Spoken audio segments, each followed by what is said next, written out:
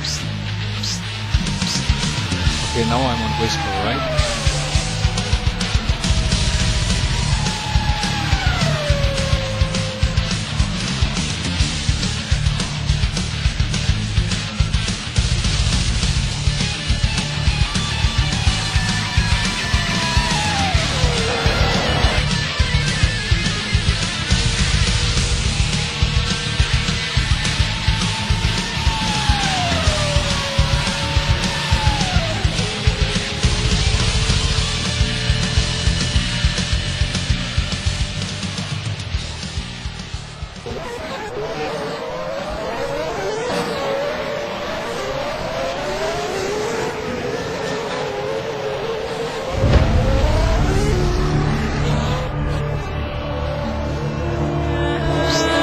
Okay, understood. Yes, understood.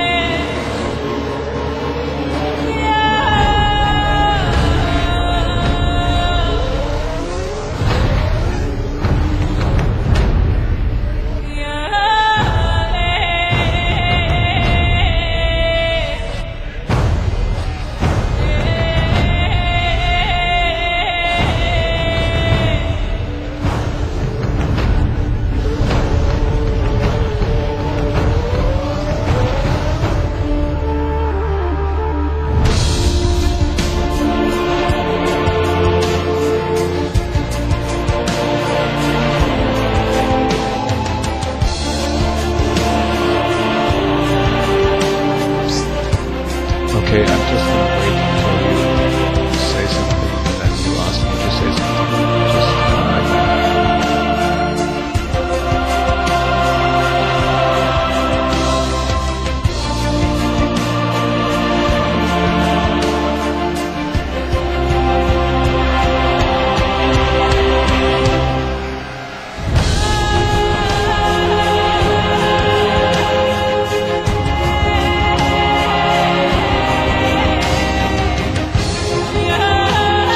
Yeah, that was I just wanted to know.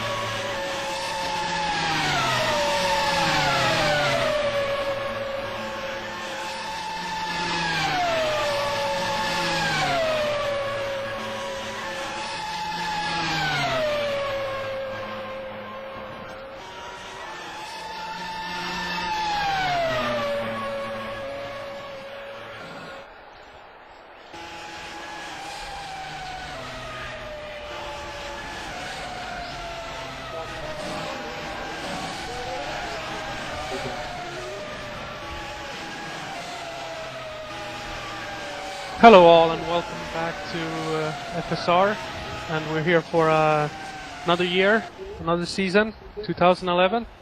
We're gonna start off with the World Series race in Bahrain, and I'm here with no one else than Andreas Umminger. Please say hi. Hi everybody. So I'm happy to be here at the FSR race today on Bahrain. And I think we just started the session, qualifying one. So that's going to be really exciting. It's definitely going to be, people are still doing a bit of a warm-up it seems. We're about to start, so it will definitely be interesting to see who gets pole. Obviously pole position is the position everyone here will go for, and you know, we want to win the race after all, and there's no better start P1. Yes, and already now in this session we see some quite impressive times. even 129.9 here from Jeffrey Reedwald. So it's going to be interesting pace-wise, because this is the first race and the first event where we actually can see and the teams can compare where they stand. So it's definitely very, very interesting also for the teams. Yeah, it definitely is, and obviously we're going to have to see here if people are, giving it all to have a good qualifying pace, or how will the race pace be like in comparison, because some people practice a lot in qualifying, some people practice a lot to make their race pace better, and obviously that will definitely matter in the end of who's going to win here. Yes, and also interesting as this mod is quite a bit different than last year.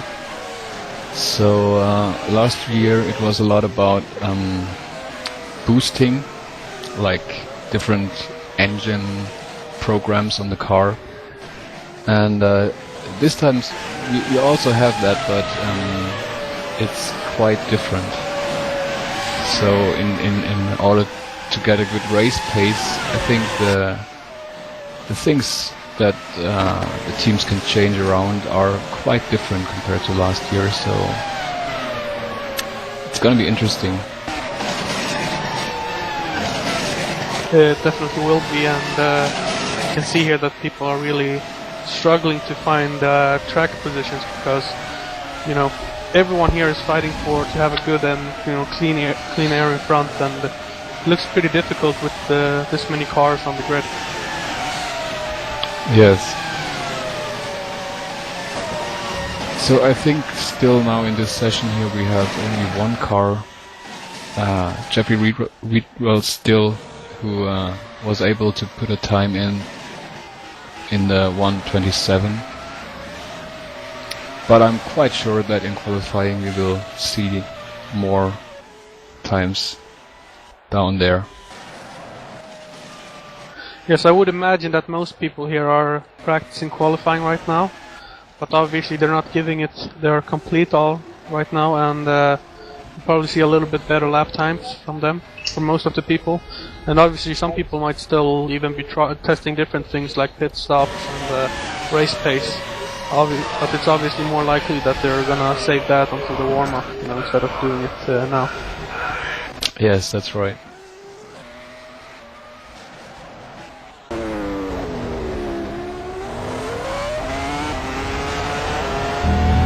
I think David Dominguez also topped lap in below 128 now with 127.89. So very good lap by David Dominguez as well. Yes, that's right. And it's interesting because Twister and Precision once again seem to be very strong here. I mean, we can't say anything right now actually, but there seems to be a tendency that these teams should be quite fast. And on third position right now in this session we have Jack Keithley for GT Omega Racing. So it's going to be interesting. It will be interesting to see who gets the pole, if it's going to be Precision or Twister, or maybe one of the outsiders like GT Omega, or a different team like Skitato maybe. Yeah, especially interesting because we, at this point right now in this session, we have no idea what teams are actually able to fight for a pole position. So I think it would be quite nice to see more than only two teams being able to get in a close battle for pole position. That would be great. Definitely will be. Obviously, Bahrain was cancelled in F1 because of different circumstances. Obviously, since this is sim racing, we don't have to worry about that. So we decided we're going to continue with the Bahrain race. And as you can see, we're using the old school track basically, or what you're supposed to call it. of Bahrain instead of the one they used in, I think it was 2010, where they had a longer sector 2. Yes, and I'm quite happy about that, honestly, because that track we saw there in 2010, I think it wasn't that nice for the drivers there, and also in real F1, so yeah, I think it's not a step forward. But that's just my personal taste, so I'm very happy we have that old style track now. Actually, I don't know if this year in real F1, if it would be the same track as last time, or if they would have changed it back, I don't know. Yeah, but what's most important right now is that we know what track it's gonna be, and it's gonna be the old school one. And I think a lot of people are getting ready now. Just 10 seconds left of the practice, and then we'll have to see if people finish the last laps, and then it's on to qualifying. Yeah.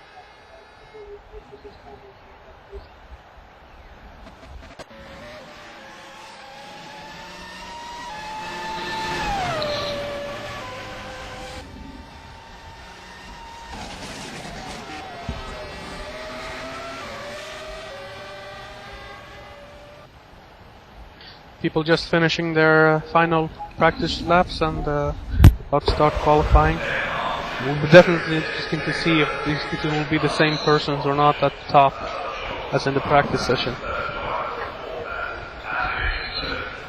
Well, I actually believe that some of the guys hold back some of their qualifying pace just to not show the real power.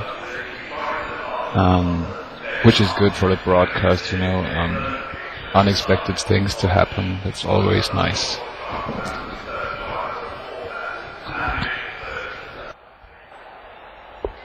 Qualifying is about to start, and you have to remember that this time we're doing a slightly different qualifying than last year, where we have the top 10 advance into Q2, and I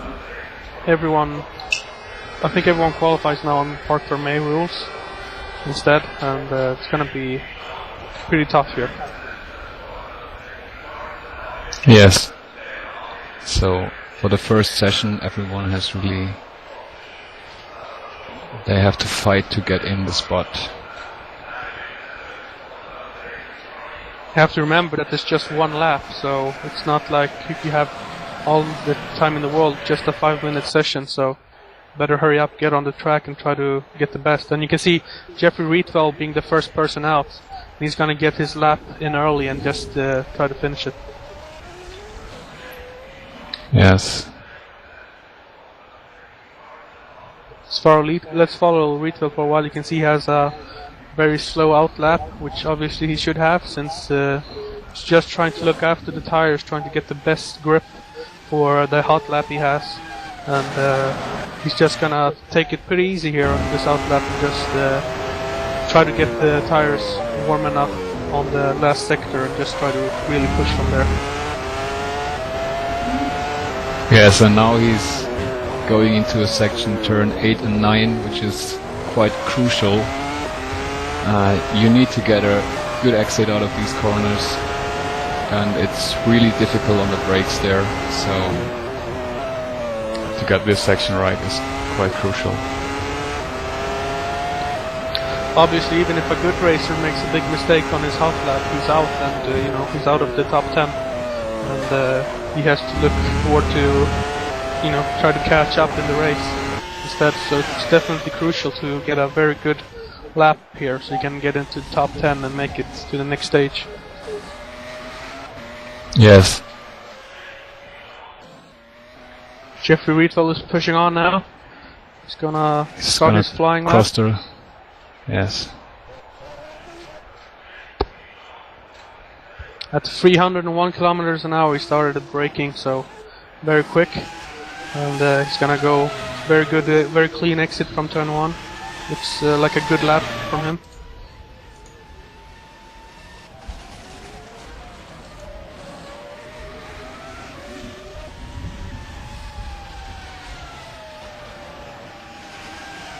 You can see how hard he's pushing now. He knows that it's all about this one lap, so can't take it too easy here.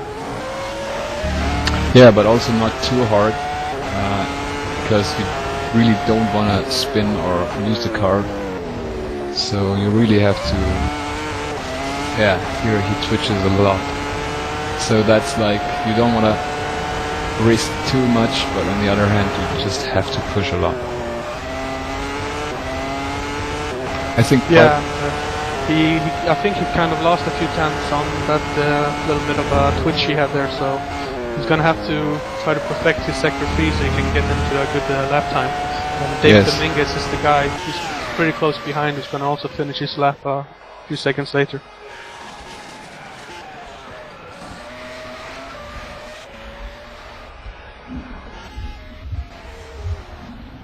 Let's see what time Rietveld does, and it's 1:29.2. That's very high. Yeah, that's quite high. So we saw that twitch there, and yeah, it was maybe taking a little bit too much risk. Do you think he can make it into the top 10 with that lap time, or do you think it's going to be hard? Well, seeing now Rainer Room putting in a 1:30. I think it is quite possible, because on that one lap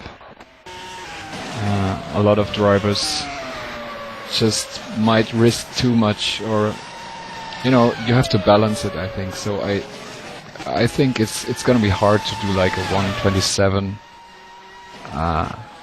on one lap with like your only one try. So David Dominguez put in a 1:28.9, which is the best right now. And a lot of people out right now. Marco Conti is on his hot lap right now, just about going to sector 3. He looks pretty quick.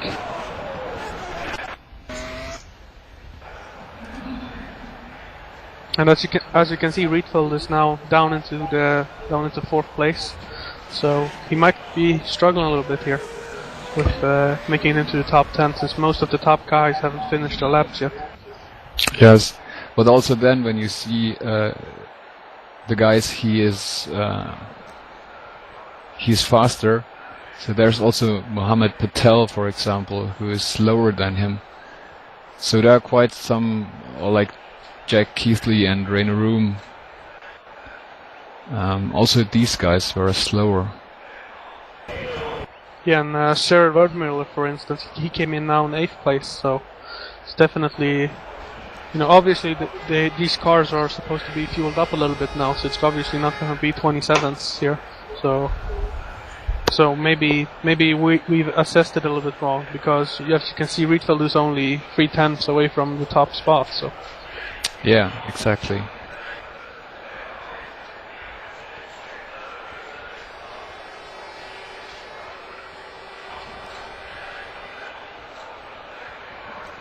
Still a few people who haven't done their hot lap yet.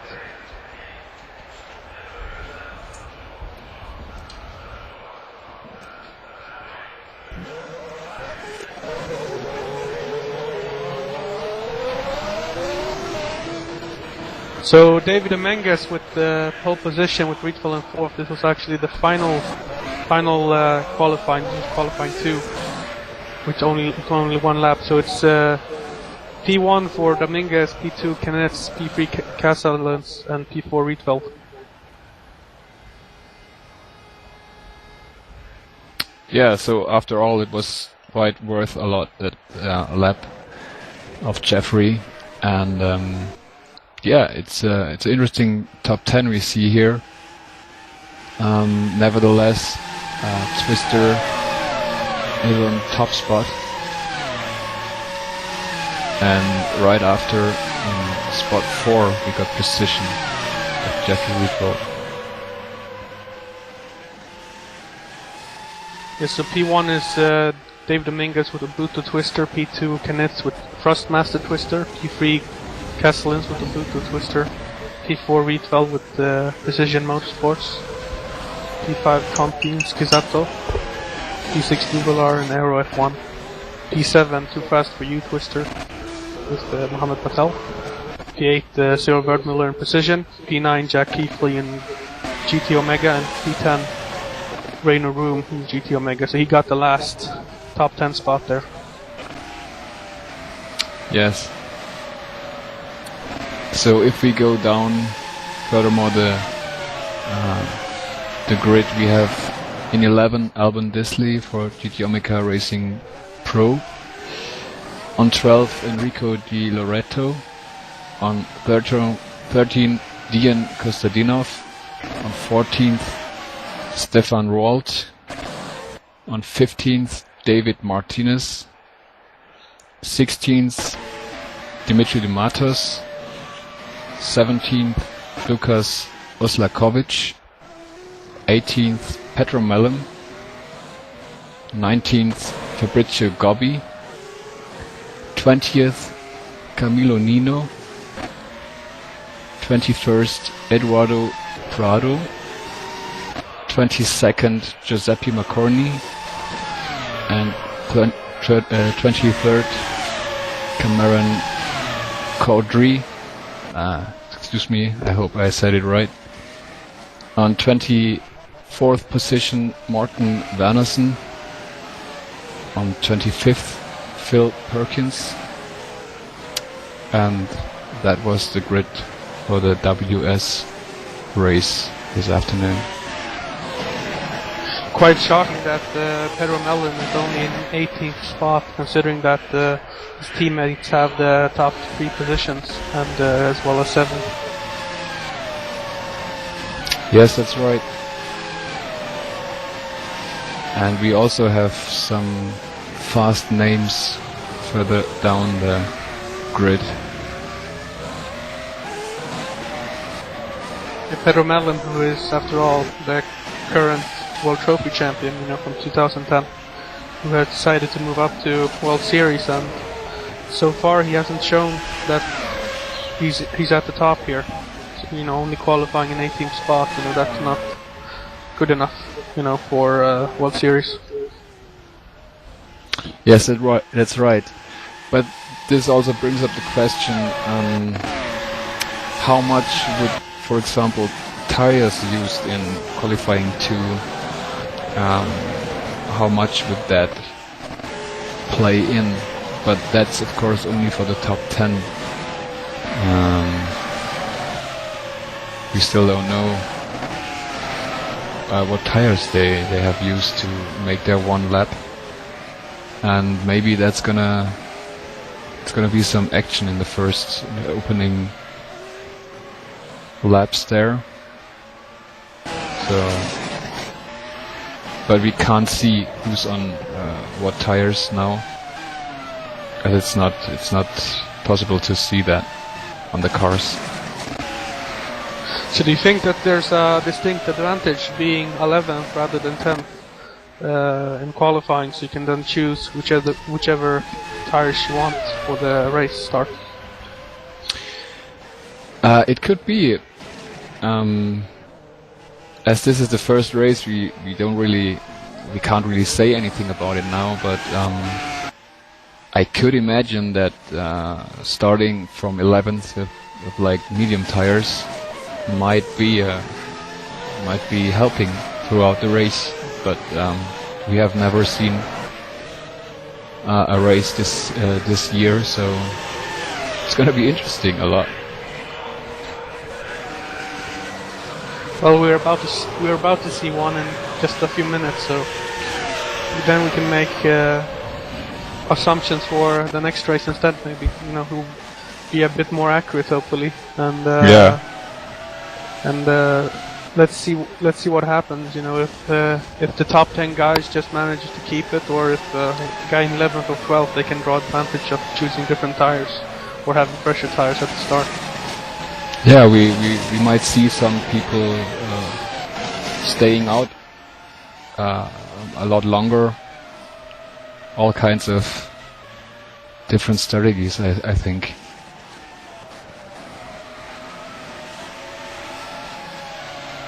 Yes, and obviously we'll have to see if the qualifying pace and the race pace is the same here. If it's going to be the top guys just pulling away, or if the people below may be focused on race pace instead and can catch up and maybe try to overtake the top guys for the podium spots.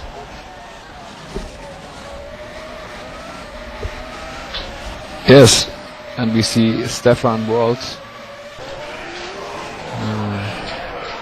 with a 1:32.4 leading the session right now. So I think he was quite a bit further down the grid compared to now. I think he was P13 in the qualifying, so don't think he made it to the second qualifying session. So yes, but look exactly. at Skizatsu's looking very fast in race pace. They're P1 and P2 right now in this warm-up session. Yes, and also Marco Conti seems to be quite confident for race pace. So Skizatsu car kind of reminds you of the Renault they have this year, with the black and gold, and very good looking car to me. But let's see if they deserve to have gold on their cars. They have to win to get gold. So have to see that later on today. Yes, that's right. It looks very much like the Renault car.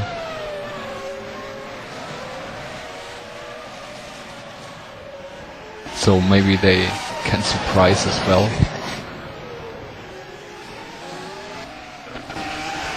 And then obviously we're hoping for a clean start here, clean turn one. Obviously most of the times, you can see a crash or something. Maybe a driver or two is over ambitious in the start, try to take too many cars, and you know what happens then. You get into you ram someone else, and then you're in the gravel. Yes, that can happen very fast, especially in that turn one, which is a very slow corner there. I mean, the circuit is quite wide at that part, but still, it's such a slow turn. It will definitely be a challenge to get the cars through there without any damage.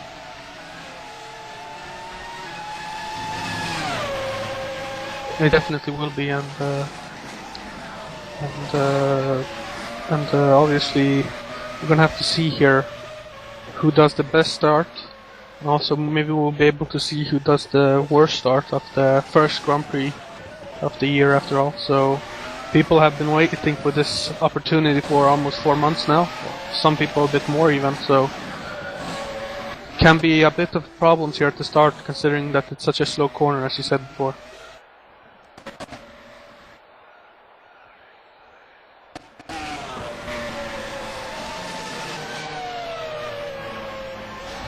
Yes, we will see that.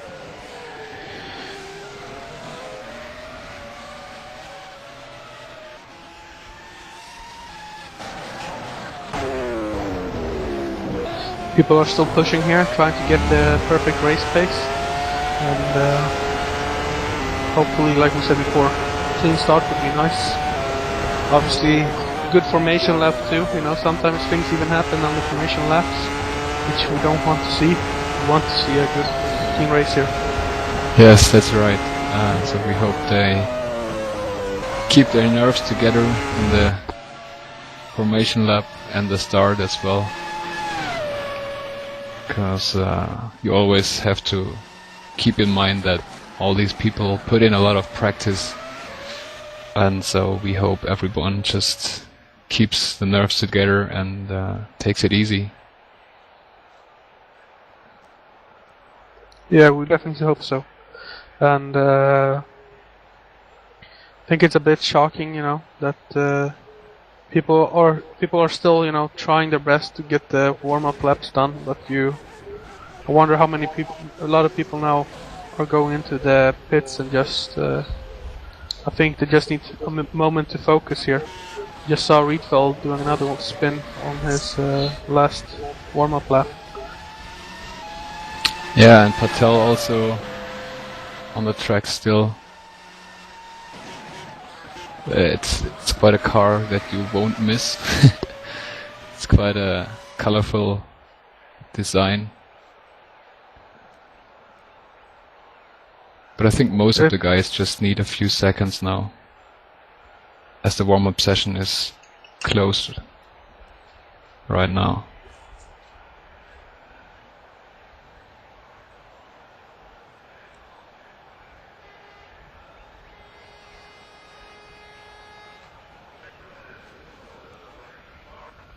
And it's about to start.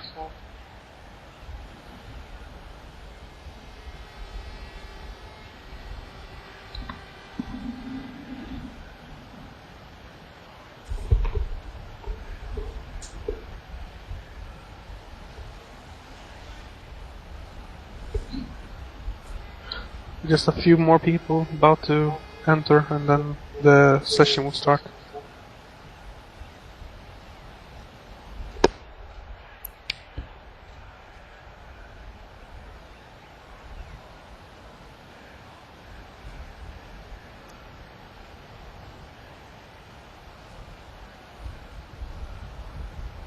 Attention grid, will all non-essential personnel leave the grid now? Here it goes, it's about to start, and got the message, radio message that all personnel should leave the grid, and we're about to start. And obviously it will be very interesting to see who gets the cleanest start, who can get the best runway from, and get the P1 after turn 1, and try to build a gap to the people behind, hopefully. Yes, it's definitely going to be very interesting now. So while we are going on the formation lap, would you please go down the field once again? In P1, David Dominguez. In second place, Stefan Kanetz. Third place, Sergio Castellet. P4 we have Jeffrey Rietveld. P5, Marco Conti. Sixth is Peter Duvalar. Seventh is Mohammed Patel. Eighth is Cyril Verdmuller. Ninth is Jack Keithley. 10th is Rainer Room. And how about you, Elminger? Take the rest of the grid. Yes. 11th is Alban Desley. 12th, Enrico Di Loreto. 13th, Dian Kostadinov. 14th, Stefan Rold. We saw him having a very confident race pace, so we'll see what he can do from there. P15, David Martinez. 16th, Dimitri Dematos. 17th, Luka Oslakovic. 18th, Petro Mellon. 19th, Fabrizio Gobbi. 20th, Eduardo Prado. 21st, Giuseppe Marconi. 22nd, Cameron Clark-Green. 23rd, Martin Ranelson. 24th, Phil Perkins. So this is the field for tonight's race, and we are really excited about this one. And Dave Dominguez from P1 just parked his car in the correct spot, and he's certainly ready for this. He's gonna have to wait for everyone else though before he can start, because there's a lot of people behind who hasn't gotten in great position. And someone spun off, I think. I think one Yes. spun off. Who was that now? I think that was Dian Kostadinov. But hopefully no damage done here. Didn't look like he got any damage. I think he's happy that he didn't destroy his car there, so he will have to be careful here into turn 1 if he got any damage on the start here. And we're off, and let's see here who got the best start. I think David Dominguez got a pretty good start, and there's crowded of cars behind him. And Dominguez.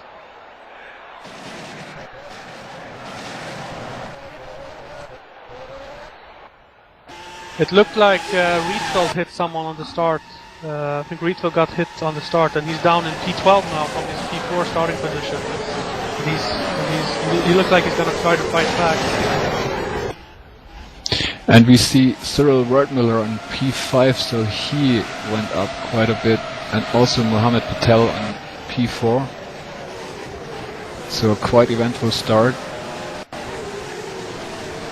Further down the grid, it's really crowded there. I can see that Rietveld is chasing Rainer Room here. He actually takes him into the hairpin turn. Yeah, Rietveld back up to 9th now, so he's fighting to get his positions back now.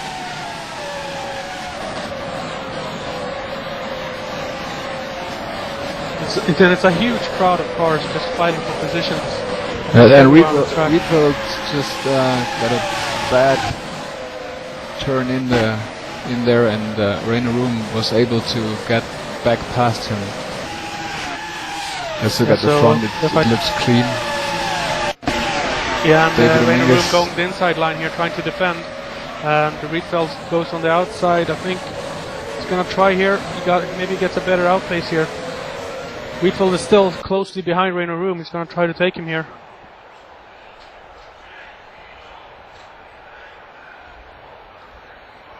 Looks like he's going to take him at the start. He has a higher top speed, it seems, than Rainer Room on the start-finish straight, so he just took Rainer Room pretty easily, it looked like. Yes, he's back through now. But still, it's very crowded down there. At the front, David Dominguez was able to pull off 1.3 seconds now. So he had a clean start. And he's followed by 3 more Twister cars. So it's quite a Twister train up there in front. Yeah, it looks like the train of Twister in front right now, so obviously Castellans is probably not going to attack Dominguez very hard, since obviously they're in the same team. They're not just in the same Twister, they're not just in Twister together, they're also in part of the Bruto Twister team, so, the first choice, so I don't think that they will, push and fight against each other more than necessary, especially if Dominguez has a higher pace anyway, so he can just pull away. Yes, that's very right. And we see Jack Keithley moved up into 7th position, so he also was able to make up a few positions.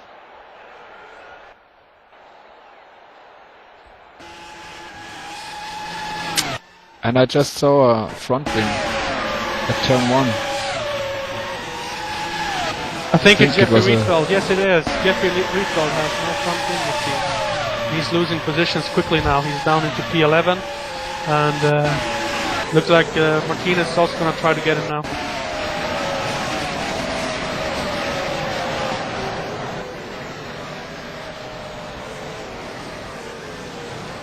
Yes, it is Rietveld, and now Mellon takes him, and Albandesli also takes him, and Duvola will also take him, so very bad start for Rietveld. Making his first pit stop after only 2 laps.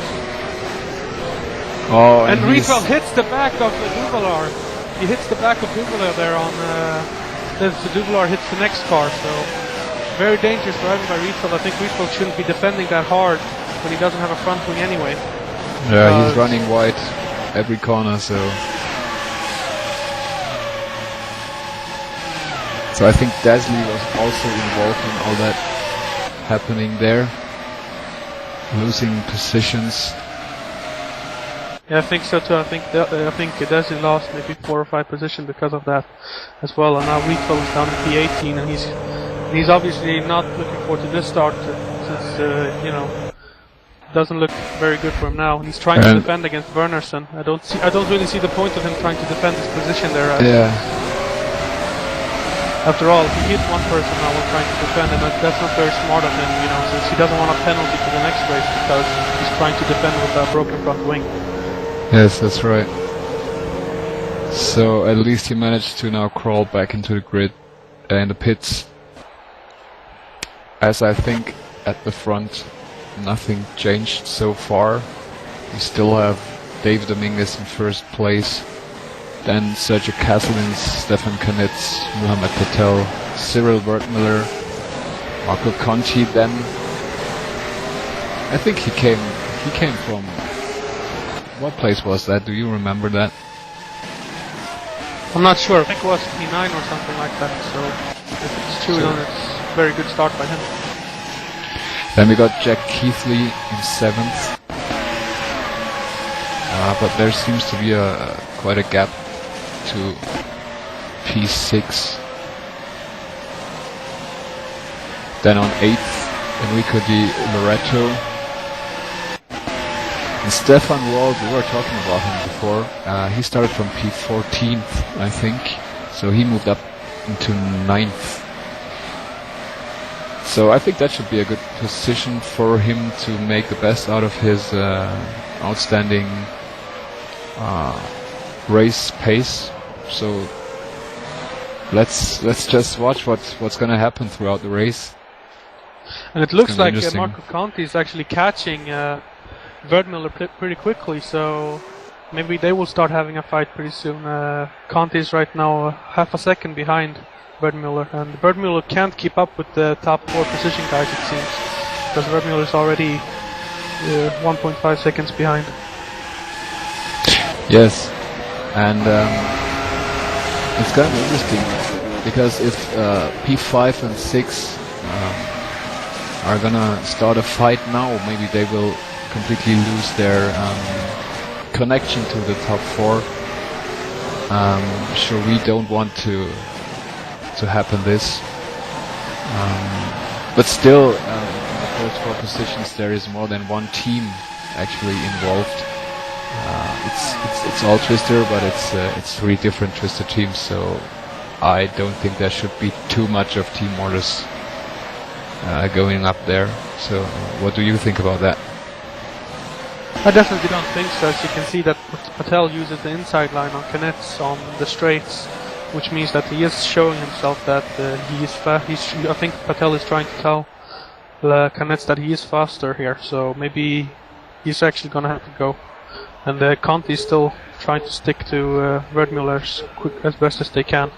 And as you can see, there's a whole train of cars that comes out behind them. So, I mean, Twister are fast, but they're not building a very big gap after all. All the cars behind, you can see them in a straight line, basically. Yes, I think Conti was able to close down the gap by 2/10 last time around, and yeah, he's definitely closing in right now. But as you just said, behind those cars there is still a field that is quite much altogether, and I hope we can expect some more close racing there. I definitely hope so too, and Rietveld is now 47 seconds behind, so I don't think that's very good for his race, even though he already made his first stop. But I don't think a stop on the second lap is, you know, very helpful for new tires. You know, he probably got new tires as well, but that won't help him very much in this race, especially if he has like a damaged suspension or something like that on his car. Yes, and as you were just talking about suspension, we already have someone out of the race, Giuseppe Marconi, and also Phil Perkins seems to had an engine problem, and yeah, but 2 cars. I mean, for this field, it's still looking quite good. Dimitri de Matos is 1 lap down, but other than that, seems to be okay here. He's actually trying to catch up to people now, so don't think his race pace is bad. I just think that he got his car injured on the start, and then had to drive an entire lap with the damaged car, and then Yes, exactly. That's what I would say too.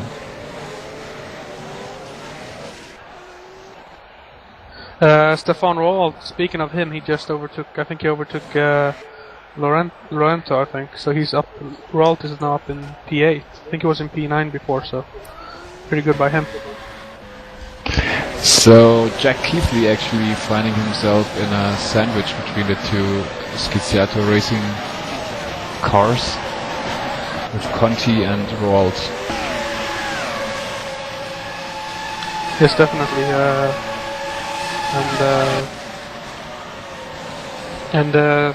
To go further back on the grid, Di Loreto in P11 is catching Reino Room and Martinez very quickly here. So they're gonna fight for P9. I think Reino Room has a problem with his car now because he's losing pace very quickly.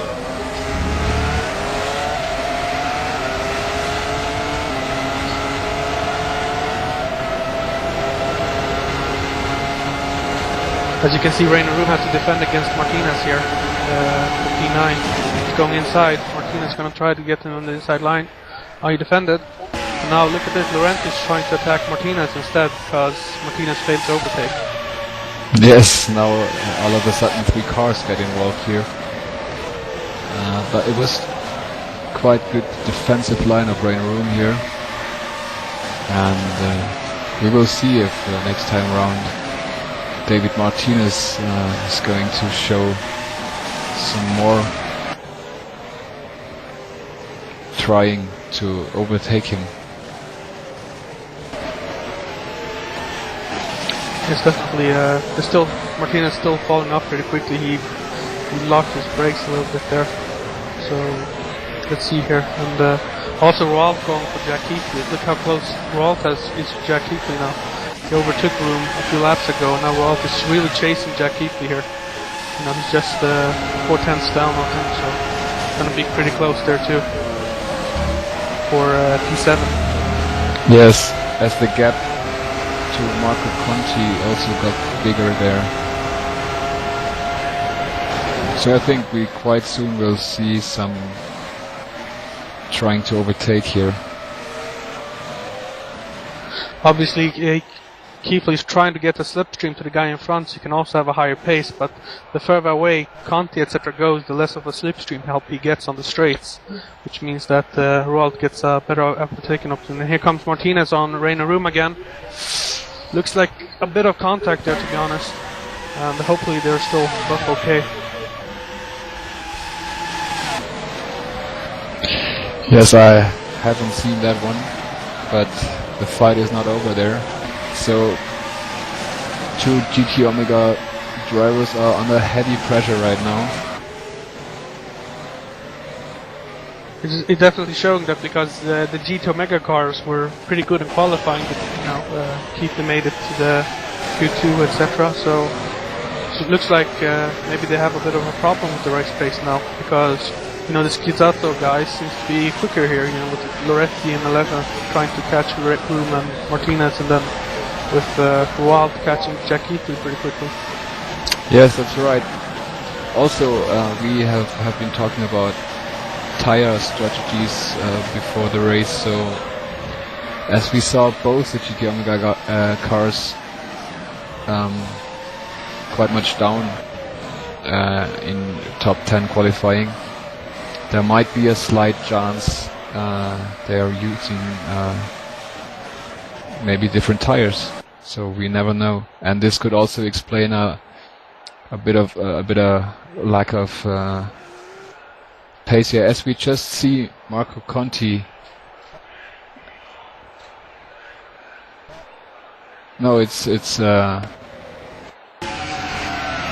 Stefan Roald. Yes, Stefan Roald. He just took Keithley now. And he's trying to get the spot back. At the same time, Martinez took Reino Room, so definitely not looking good for the GT Omega guys. They both lost the position on the same straight. Yes. So they're definitely losing out here, and Loreto is also looking pretty aggressive behind, so might be dangerous for them. There might be more positions down, and it will be interesting to see if Martinez he can build a gap or not, and try to catch Keithley as well in front now. And look at the Skizato guys. Starting from I think 9th and 14th, they're now 6th and 7th after only 9 laps. Yeah, so they really show some strong race pace here, especially Roald that we were talking about earlier. He really seems to be able to quite put it into the race and get some profit out of it. As you can see, Martinez is trying to build a little bit of a gap to Reino Room, but Reino Room gets the slipstream now, so he's trying to hang on, as well as Di Loreto trying to take Reino Room as well, because also Di Loreto's in the Skizato Plus team, so I think they have a pretty similar type of strategy as the other Skizato boys. And there comes the attack from Di Loreto, but not quite. Sir Verdmuller, on the other hand, still hanging on to Patel very well. He's just 6 tenths away, so he's not losing out on these Twister guys in front. Obviously, Patel is looking now like the slower of the top 4 guys, so Patel seems to be losing a bit of a time to the other 3, who are now getting kind of a breakaway opportunity here.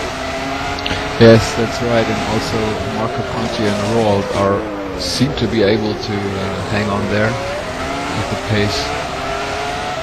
So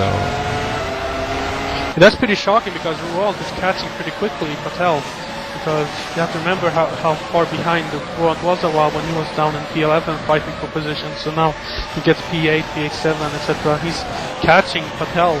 Now he's only 2.5 seconds behind Patel after all. So he's not.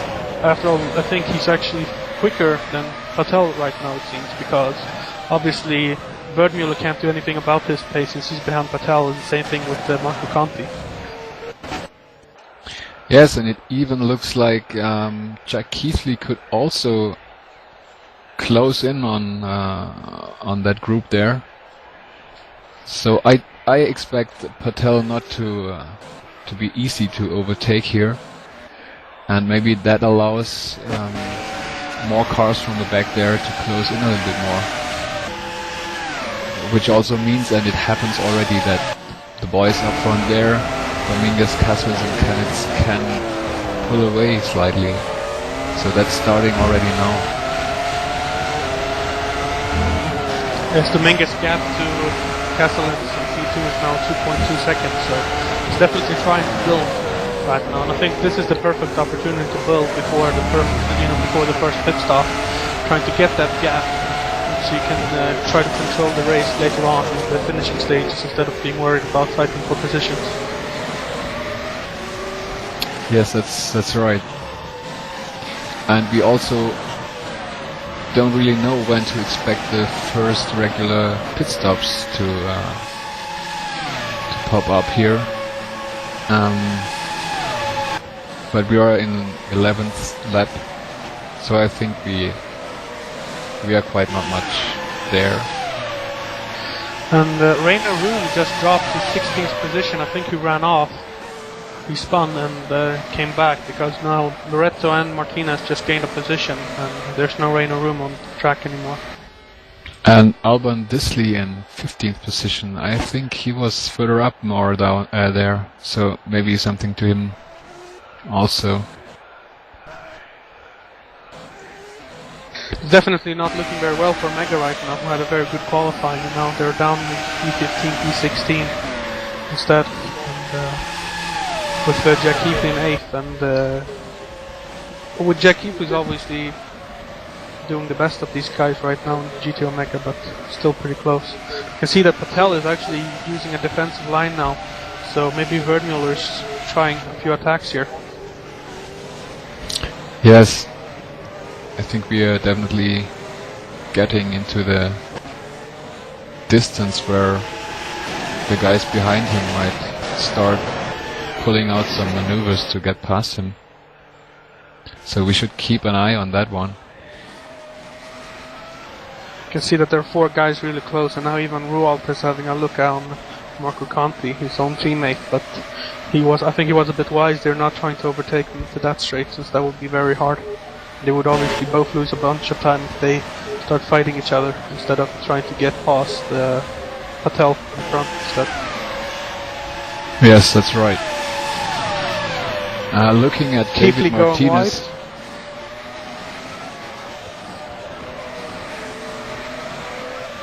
Yeah, and behind him, David Martinez, who has quite a gap between himself and Loretto. So, as we remember, there was room between them. Sorry to interrupt you. Roald is going on Conti here on T1, and was incredibly close there between Conti and Roald. They almost touched into that, and Roald is still chasing Conti here, trying to take the position away from him, as you can see into turn 4. Yes, and he did it. But the first maneuver didn't really look like there was any team orders involved here. It was quite aggressive, but now when he got past him, he actually let him through there. And Jack Keithley again was running wide there. Yeah. You might get a warning after the race if that continues, but obviously a few mistakes is always allowed to do like that. But you can't continually doing things like that. And looks like Roald, I think Marco Conti was the wise person there, braking early, because if he wanted to, he could brake a lot later, and they would risk to crash each other, you know. And I think Conti was the wise person there, said, I won't crash, I'd rather have P7, I'd rather be down in P7 than crash, you know. Yes. But I think looking at the pace Stefan Roald is putting in here, it would have happened sooner or later anyways. And as we see him now closing into Cyril Wertmüller, I think for their team they did the right thing to swap positions here. And Cyril Wertmüller is really getting close to Mohammed Patel here, but he doesn't pull out a maneuver yet. Looks like Wertmüller just doesn't have the top speed on the start finish straight, because he's definitely close out of the corner. And look here, Roald is already trying to have a go on Wertmüller. Yes. So, pretty shocking that from P14 he's already up to 6th and he's looking for P4, and if he's even quicker than this, then maybe he's even looking for a podium spot, you know. Maybe he's trying to catch the top 3 twister guys as well. Yes, if that is the case, it's quite crucial for him now to get past these 2 guys as soon as possible. He definitely seems to be quicker than both of them, but I think both drivers there are not very easy to overtake. And look at Keith, he's catching up very quickly. He's just less than a second behind Marco Conti now. As you can see, Marco Conti has really slowed down his pace a lot after he got overtaken there. And he's definitely losing time to Roald in front here. Yes, and as the battle up there between Patel, Wertmüller and Roald goes on, I think it might allow the cars behind them to close in a bit more. And here you go, here's Wertmüller trying to catch Patel here instead. And he does it this time.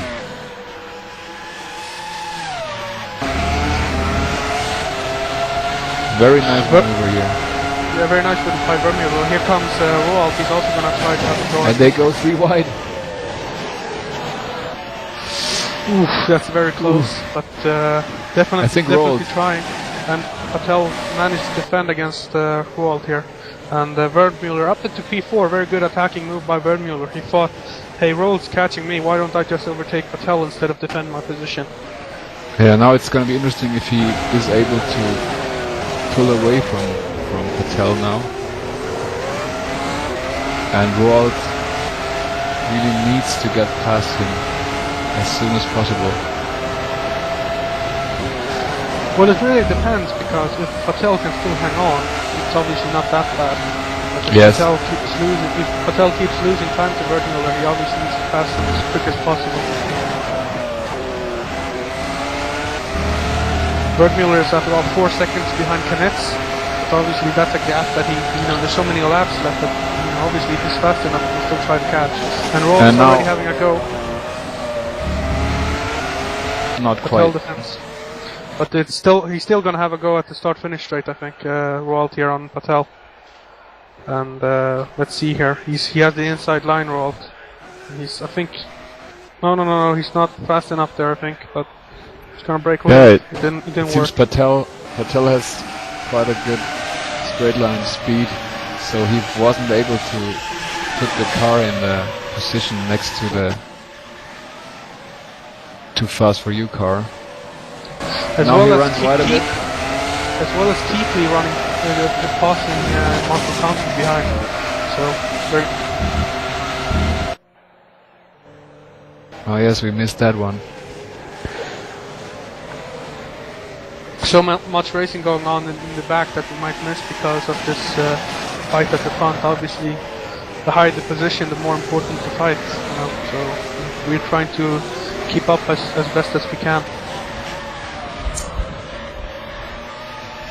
Yes, that's right. So Patel now under heavy pressure.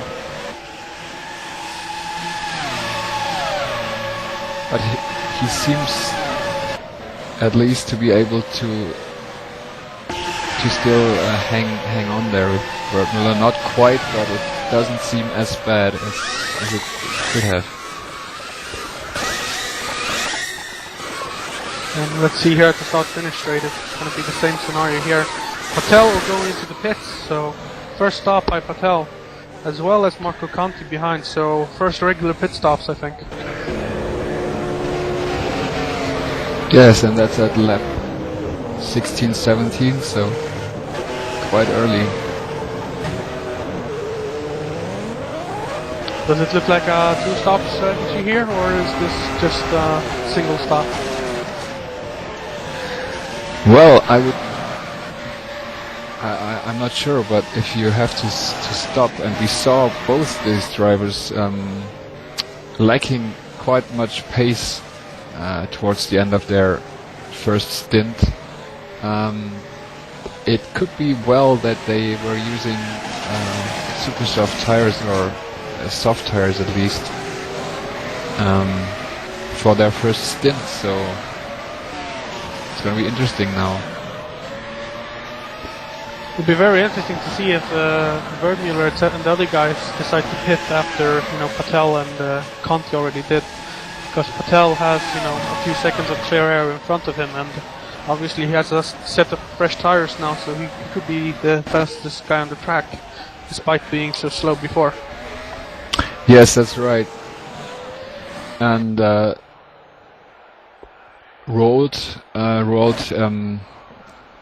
seems to be closing into Bergmüller right now, so his tires don't seem to be as bad yet.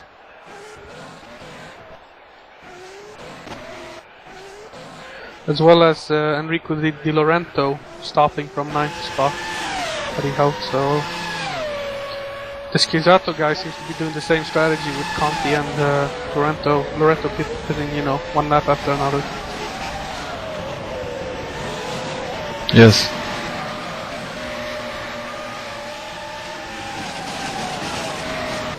The question is only when Bergmüller and Roald will pit now, because after all, if Patel is the quickest guy now, then they will come up behind Patel again, and all that fighting by Bergmüller would have been for nothing, since he would have lost the position anyway. Yes, and we got two battles right after each other here down the field, as Marco Conti on fresh tires is getting into traffic, trying to get past Fabrizio Gobbi here. And also behind that, Lukas Oslakovic is defending against Alban Desley, who is trying to get a way around him. So there's quite much battling on there.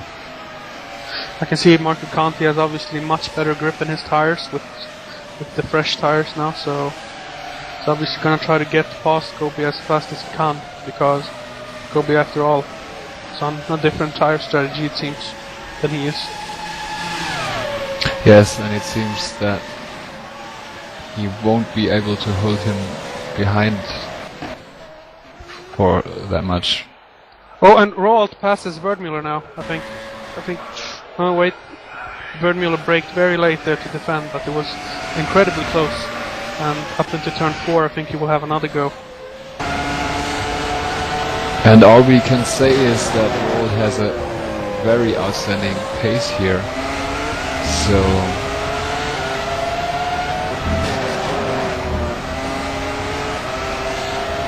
yes, and he has, after all, he has fresher tires. and it seems Keithley is also able to close down the gap to that battle. So let's see if he can get involved here too. As you can see, Stefan Kanets just hit it from P3, and he only came out half a second in front of Mohamed Patel. So Patel gained a lot of time on his fresh tires, so definitely looks like Werdmuller and Roald could be behind Patel again after the pit stops. Yes, that's interesting to see. As Dominguez and Castellans are still running, it will be interesting to see if now Actually, Castellans is going into the pits, yeah. So But Dominguez still going on here. as well as Roald. Roald also decided to pit here.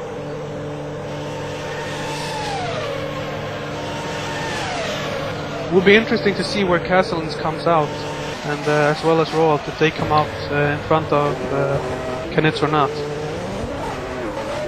Yes, exactly. And that Castellans moves is up out. Keithley into third position for now. And I already get the feeling that tires might be playing a role here. And Stefan Roald came out behind Mohamed Patel, Rainer Room, and Stefan Kanets. So I think he lost positions there for the top guys there. That's right, yes.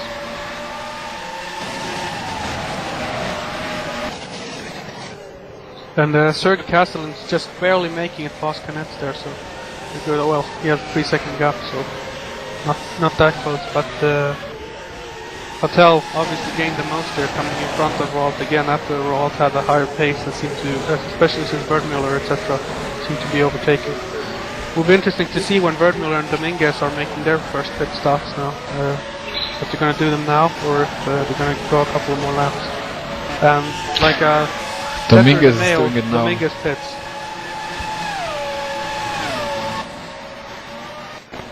Would be very surprising if the two teammates would have been on completely different strategies after all, if his teammate already pitted. That's right, but we see Werdmuller going on for another lap. And also Keithley does. And Martinez behind him too.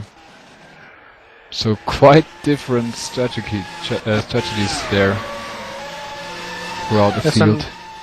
But Dominguez came out comfortably in front of Castellans, so don't think he's worried too much about Castellans now when he will have fresher tires for the second stint now. After all, he pitted one lap later, so he will have slightly better tires than entire stint now, hopefully.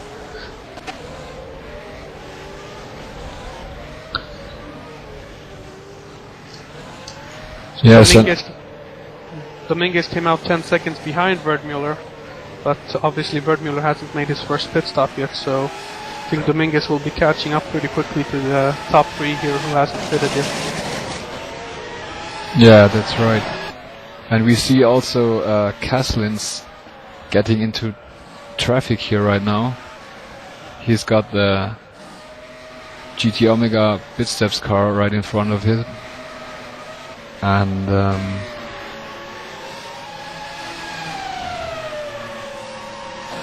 that might be also crucial to get some clean air. Definitely will be. As you can see here, Werdmuller still doesn't pit, so it means that Werdmuller is probably on a different pit stop strategy than the Twister guys here, since since obviously if he's gonna do a two-stopper like everyone else, he's losing a lot of time per lap here, with Dominguez catching up almost half a second per lap here. And Rawld is launching a maneuver against Patel, and he makes it stick, yes. So he quite fast found a way around him again, so that was interesting too. Pretty shocking considering their qualifying was both of the cars were pretty bad, and now they're in fighting for top positions, it seems. You know, he already made his pit stop after all, and as well as Patel, and he's already in front of Patel, which is, you know, a theoretical fourth place right now, even though it's technically eighth since everyone hasn't pitted yet. Yes, and also considering that there was only, I think, 2 laps between their pit stops, so the disadvantage of Patel shouldn't be that crucial at this point. Yeah, but obviously it's going to be harder for Patel to try to keep up now, since, as you said, 2 laps pressure. It's not much, but it does help a little bit, and Rawld has the advantage the entire second stint that he will have slightly better tires than Patel. Yes, that's right.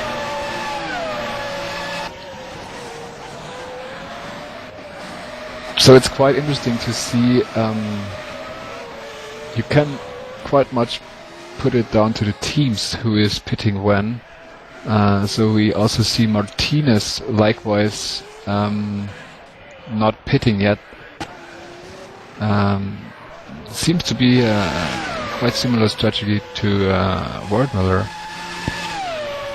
Yeah, and Rietveld is now up into P15 actually. He's in front of Rainer Room, and he's actually fighting with Duvelar for P14 here.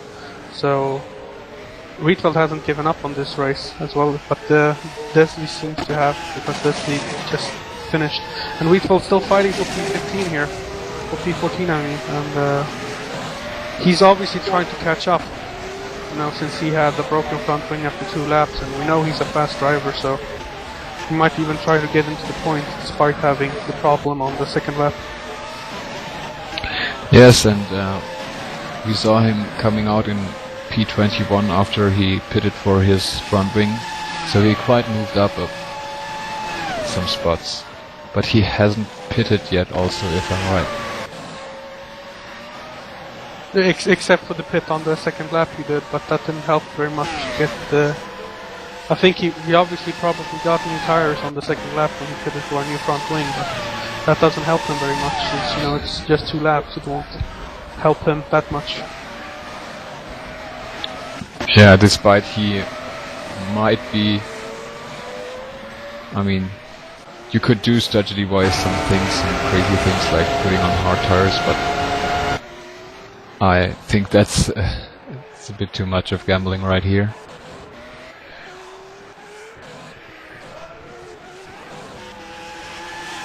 He's definitely biting. I hope maybe he has a good time here trying to overtake the back markers here, and considering that he was 4th in qualifying and had a reasonably good race pace, it seemed. And he's obviously, maybe he's on the same strategy as Bergmuller with only 1 stop after all. He already made his first pit stop with 2 laps, so then he has 1 stop left, just like everyone else at the top. Yeah, right, and if you look at the gaps between Dominguez, Kasselins, and Kanitz, it seemed to stay quite much as it was. Just Stefan Rawld is closing in compared to before the pit stops, even though he had to re-overtake Patel. So that's quite impressive, and I'm quite sure that Stefan Rawld is gonna be able to catch up there and maybe get in between those 4 drivers there. As well as Jack Keithley, who's just 2 seconds behind Bergmuller now, so Keithley is actually catching Bergmuller, and they seem to be on similar strategies. They haven't pitted yet, so who knows, maybe Keithley will catch up and try to fight for the win with Bergmuller. And also Martinez seems to be able to hang on there quite good. As Martinez pretty soon will have to defend his position. After all, Dominguez has made his stop already, and he's 1 second behind now, so he's gonna be fighting pretty hard against the McCork driver. Yeah, that's for sure, as he's on much fresher tires.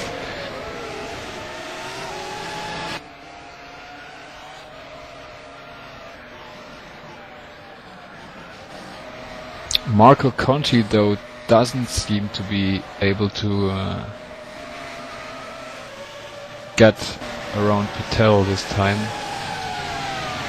as he doesn't seem to close in that much on him. And behind we can have a look at the Loretto just passing, I think. Berners, no, sorry, that was just a lap car, so never mind. It's just blue flag. And we do have some fights behind here. Now Rietveld is still fighting for... Rietveld is now fighting for P12, but I think it's still with Duvoulard, so I think it's just the people in front have pitted and come out behind him. Exactly. But he's definitely close now, and now Duvoulard doesn't have a slipstream because he doesn't have a car in front anymore. So I think the cars in front decided to pit, and now he will have to defend against Rietveld.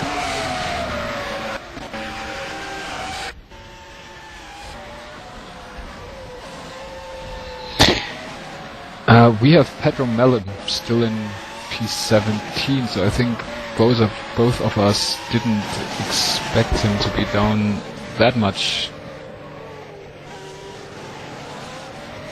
Was there an incident or something? Well, he qualified in P18, so I don't think he gained many position. Maybe I heard he didn't have a lot of time to practice to this race, so that could have been one of the issues. Maybe he's just not as quick with his setup as the other guys because he hasn't practiced enough. And Berners and actually DNF, I said he was getting lapped, but actually brakes gave up when he finished in 20th place. You know, he's already out of the race. And as we were talking, I think Stefan Rold is closing more and more to Stefan Kanitz, and I think we should be able to see a maneuver soon.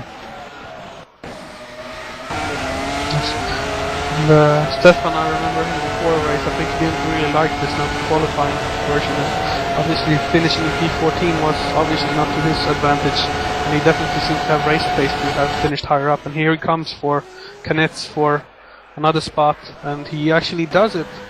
So Roald up in P4. And what a clean maneuver here. That was really excellent here.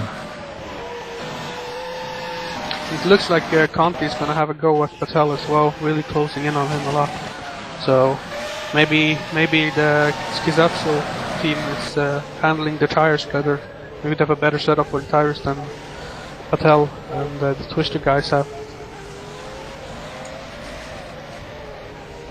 Yes, that could well be. Now, Jack Keithley seems to have pitted, because he disappeared from second place. It definitely looks that way. Yeah, he just pitted because he just got a high lap top, so he pitted 1 lap ago. And he came out in front of Loretto, so about the same position as he was before the first stop. Yes, he just seemed to... Obviously this is pretty great by him, since if he only has 1 stop and the other has 2, then he will gain a lot of position at the end, since he's still in front of Loretto, who he was just in front of before the first stops.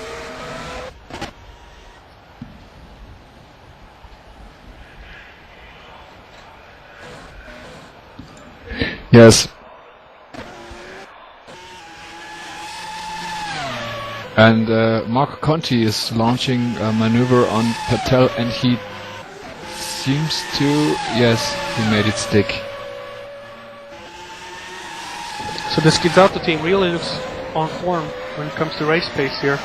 You know, 3rd and 5th place now, so after Verdmuller just pitted, and he came up in front of Jack Keithley, so looks definitely interesting. And I'm wondering actually who's gonna win this race, because, as we said, if Werdmuller and Keithley are on one-stop strategies to the Twister guys and Skizato's two-stop strategies, then obviously this race is very far from over, because now Werdmuller should be one of the faster guys with fresh tires. That's right. And he also pitted meanwhile and was able to stay in front of Jack Keithley. Martinez also pitted. So I think the three of them are on the same strategy, and yeah, we got two different strategies here, and it's gonna really be being interesting how this is gonna turn out towards the end.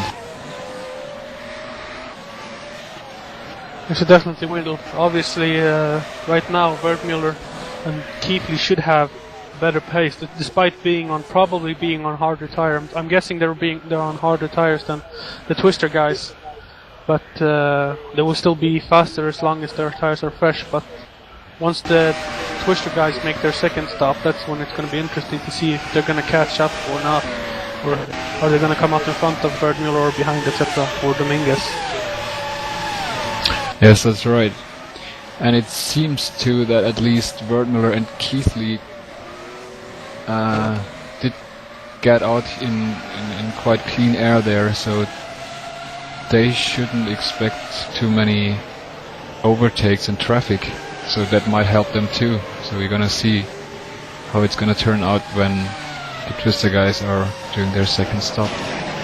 Yeah, and then Loreto came out in front of Martinez when Martinez made his late first stop, so Martinez obviously has to try to pass, and Patel seems to be losing a lot of pace here. Don't know what happened to Patel, but he lost the possession to Loreto, and as well as Martinez. Patel is down to 11th place, it seems, and he's touching with Martinez. Yes, but he got through. So Patel seems to have problems here. There's very big problems for Mohamed Patel, and now he's down into 10th place, which obviously isn't ideal for him. And he's also behind Martinez and the one-stop guys probably, so he definitely has a lot that he's going to have to try to catch up now.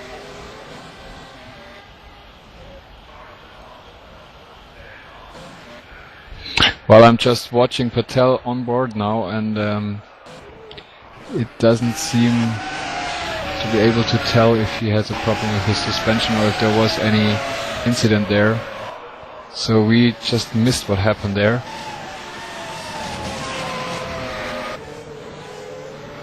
The only thing we know is that it's still a loss of 4 positions, you know. He was in front of Werdmuller before, and he lost Werdmuller, Keithley, Di Loreto, and as well as Martinez on that straight, so I think he must have spun or something, and then he didn't get the pace quick enough. That's probably what happened. Yes.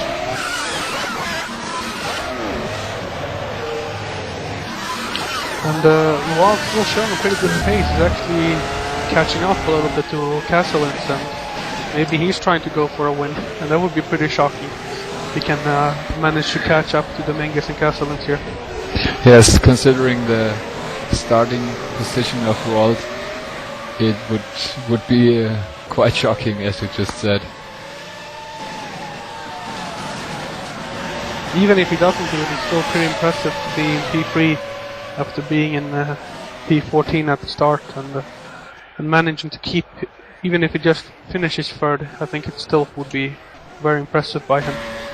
After all, he passed Patel and he passed Kanitz, so he passed the top 4 guys already, 2 of them at least. Yes, that's for sure already, no matter how far up Wald will be at the end of this race, that he is showing an excellent drive here. And yeah, I'm really waiting for the second pit stop to come, so we're gonna know then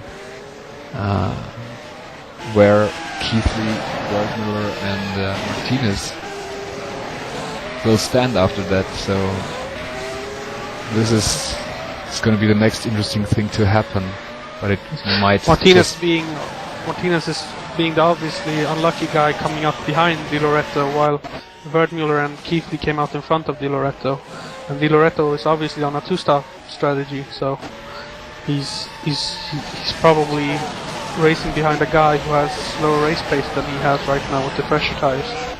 Yes, exactly, and it seems to be crucial now for Martinez to find a way around him, but so far Di Loreto is defending very good here.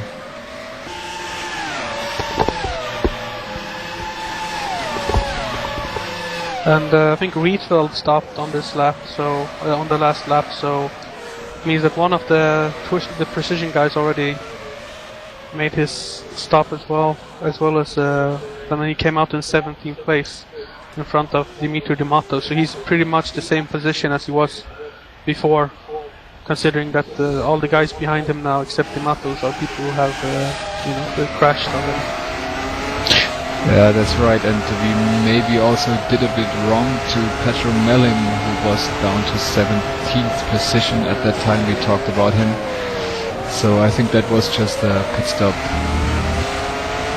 confusions going on there. And now he's in P14, so that's a bit better than it was before. Definitely is, and it looks actually pretty good considering that his teammate is now down in 10th spot. Obviously his teammate making a mistake, but still catching up to his teammate technically. As well as a spin by Cyril Vermeulen. Vermeulen is down to 10th spot. Vermeulen just spun out of the hairpin and he lost 4 positions. That's now we only have Martinez and Keithley remaining with the different strategy to the front runners, as I don't think that Wertmüller is able to get back there any soon. Yes, and Jack Keithley is obviously says thank you for that one, Wertmüller, because now he's fighting for a possible win here, and it's looking very good for Jack Keithley all of a sudden because his podium chances because of this. And it will be interesting to see once the top 5 guys will make their second stop, if they are doing second stop, which I believe that they are. Yes, right now everything seems to play in the hands of Jack Keithley, as also Martinez doesn't quite find a way around Di Loreto, and actually the situation right now is that he's not even close to launch any maneuver on him. So, and what I've noticed in my lifetiming is that Walt is catching up to Castellans very quickly now. So he's just 1.2 seconds behind now, and it's definitely closer than I thought it would be because it was 3 seconds a few laps ago. Now it's down to 1.3 instead. Yes, so we just should not forget to keep an eye on Roald here, as I think there is quite a bit more to come. I don't feel it's all we saw yet, although what we saw is already amazing from him.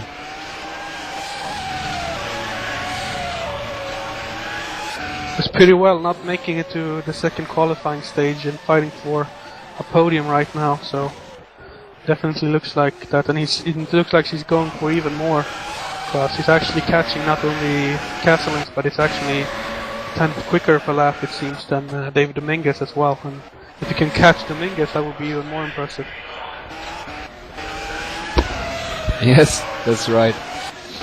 And I don't know where Marco Conti was before there, but he doesn't seem to be able to close on Kanitz as fast as Roald did before. And Roald, as you just said, really seems to close down on Castellans now. So we have Roald on fire right now, that's for sure. We definitely do, and it doesn't look like people are about to give up here for the race win. As well as this, maybe Castellans has been told by his about the Twister teammate that he's supposed to slow down a little bit so he can get an easier win or something. Because I'm not sure I'm not sure that Castellans is this much slower than Dominguez is. That's right, and we see Martinez now launching. He doesn't quite. He's got very close to Di Loreto, and he got twitchy on the exit of last turn. So I think down the straight he will catch up his slipstream. So there you go, Di Loreto. Martinez now in 7th place.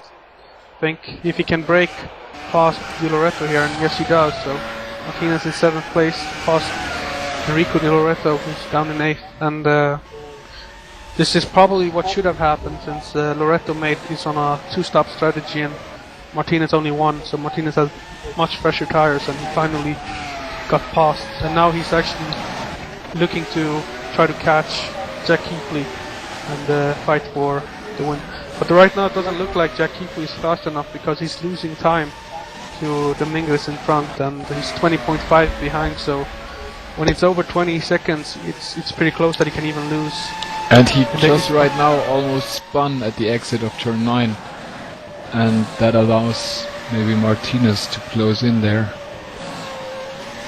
What it definitely does is that it does look like that Dominguez can make his second stop and still come out in front of Jack Keithley, and if he does that, he has no worries about winning this race anymore, other than technical difficulties. Yes, that's right.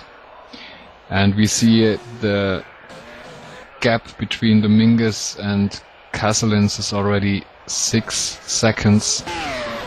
So he was able to pull out a very big gap, which could be crucial for him. So it will be interesting to see once the second stops arrive, to see if Jack Keithley manages to come out in front of these guys. After all, even though Dominguez looks to be able to come out in front, it doesn't look like Castellans or Roald will come out in front, so they will have to overtake Jack Keithley on track if that's the case. Yes, and that's good news for us, because that means possible more action to come. And I just see Stefan Knitz having problems. He had a big twitch coming out of turn 9, and that allowed Conti to close in. I think they're definitely wearing on their tires here, so obviously they're closing in on their second pit stop here, so maybe that's the thing with Knitz. Maybe his tires are about to give up here. Maybe he's going to have a flat or something, so let's see if he decides to pit this lap. No, he doesn't. But Conti does, though. Conti does, yes. And obviously Conti's trying to take advantage of fresher tires, so... And so does Castellans. And Di Loreto behind also does. And Castellans comes out behind Jack Keithley, so they will have to fight to get that position back, as well as behind I think Castellans just managed to he managed to come out in front of Verdmuller, so Castellans doesn't have to worry about Verdmuller, but Conti came out behind Verdmuller. And now it's getting interesting how much Dominguez will lose out on the guys doing the pit stop before him. And also Roald still out there. Do you think, after all, Knitz had problems with the tires the lap before, and then Conti pitted right behind him, so Conti might actually come out in front of Knitz as well if he gets a lot of time during the outlap. That's right, yes. It will be interesting to see if Dominguez and the top guys decide to pit or not, and how much the guys who came out behind Keithley and Verdmuller, how much they will catch up and try to take Dominguez kept going on, and Roald is now in the pits, as well as Knitz.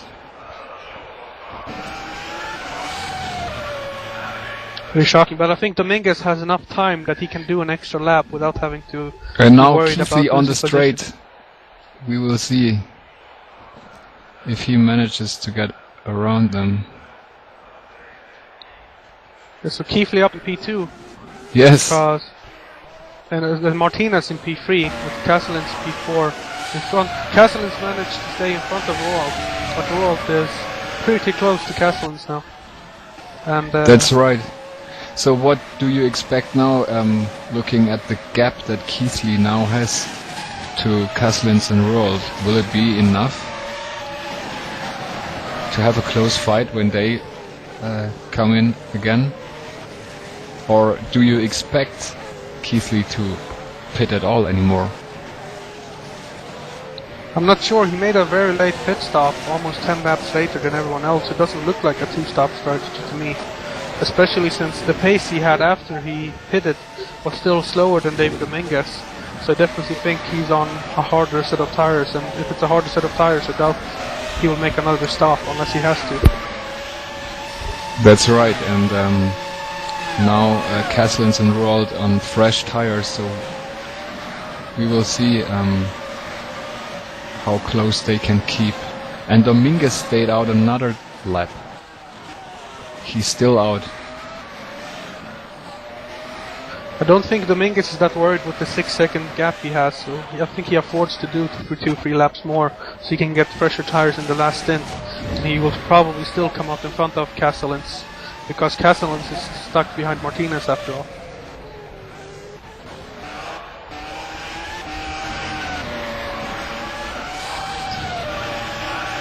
It will be interesting to see how well the one-stop guys can defend against the two-stoppers here once they catch up, that is, because Wertmüller has Knetz 1.5 behind him and Martinez has Castellans around 1.5 behind him. So I expect Castellans and Knetz to be able to catch up pretty quickly to guys with a little bit older tires. And especially at the end stint, I mean at the stint on the last 10 laps, it'll be interesting to see how good the Martinez and Keithley plus Wertmüller can be. Yes, and not to forget that Stefan Roald and Castellans are pretty close together, so I think if they are smart, they should try to not battle too much, as they only will lose time.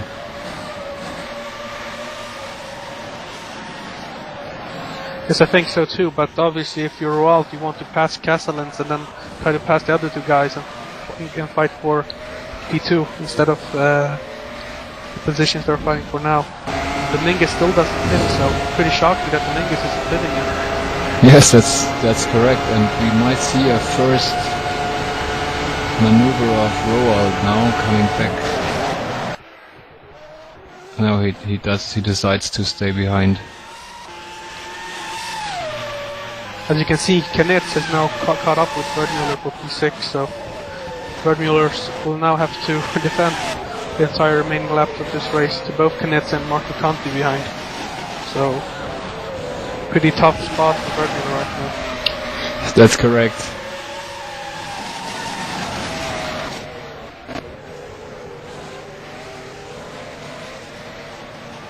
I think Roald knows now that he has to find a way around Castellans as soon as possible, as I think he looks a bit stronger now on pace-wise. As you can see, Wertmüller behind, and P6 already having to defend against Knetz here for the position, because Knetz definitely in the mood to get the position back and try to catch Roald and the other guys. Yes, that's right. And Dominguez now in the pit lane.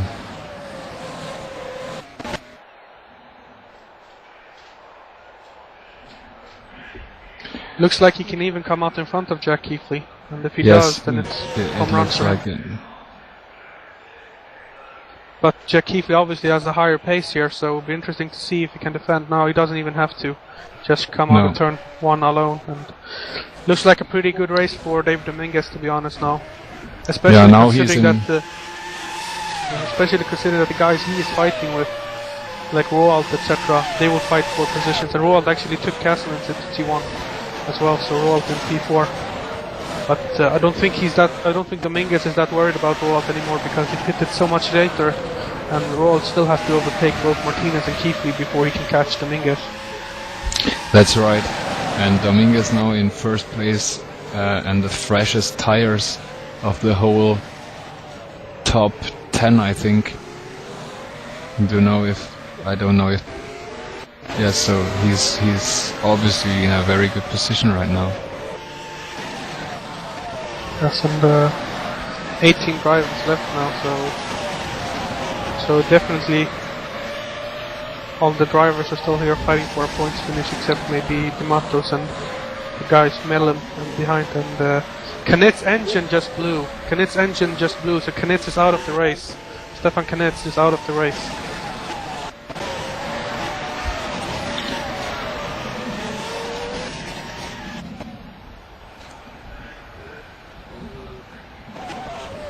So Canet, who was looking for a podium here, it looked like, is now out of the race, and 0 points for him, pretty shockingly. Yes, and that's right. 17 drivers left. And Roald got past Kasselins. No, is Yes, that correct? happened last lap. Oh yeah. Now we're all going for David Martinez. Obviously he wants to pass these guys with the old tires as quick as possible, and guess what, it looks like Roald actually might finish P2 in this race if he manages to overtake these. The way he's closing in to Martinez definitely looks like he will be able to also challenge Jack Keithley for a second.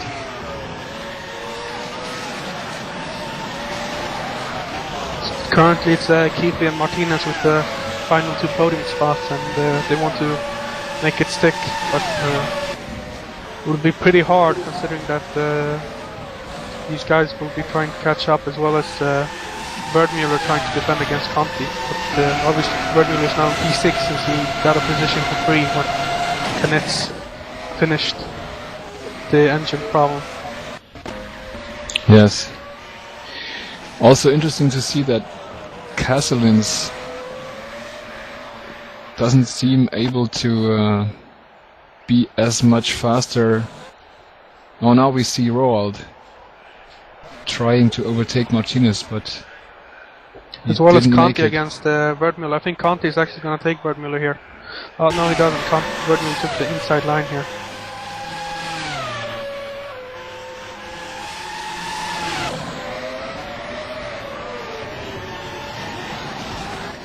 And Roald got past Martinez. Yes, so Roald got past Martinez, and now it's Jack Keithley. He'll definitely catch Jeff Keithley with the fresh tires now. So as Roald has the fresh tires, he'll definitely have a pace edge. The only question is, will he be able to overtake? And how many laps will it take for him to overtake? Will he even be able to fight against Dominguez in front? Well, it looks like Dominguez can't really pull away that fast.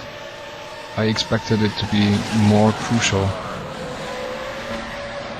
Maybe he's just saving engine and saving tires a little bit here, since he knows that he doesn't really need to push as much as, the max right now. And now we should watch the fight Werdmuller against Conti. Conti really is close to his back right now. And I think we're gonna see the next try at turn 1 of Conti.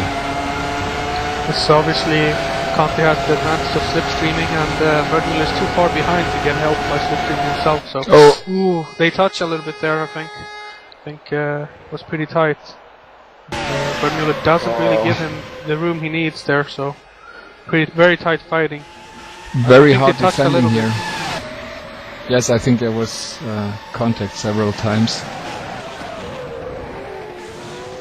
As you can see, Conti really aggressive now. I think he's pissed off now that he's been stuck behind Werdmuller for a long time, and he knows he needs to catch up quickly now, because after all he wants to catch guys like Martinez and Keithley himself. And Martinez going wide out of the hairpin and giving a position to Kasselins as well. Yeah, so now obviously Conti wants to also catch up and overtake Wertmüller and Martinez. I think that's what he's having in mind. Obviously very important positions here, you know, the better you finish. After all, even if you're not fighting for the win, you still have to try to get as many points as you can for the next race, so you're still in the championship once the season ends.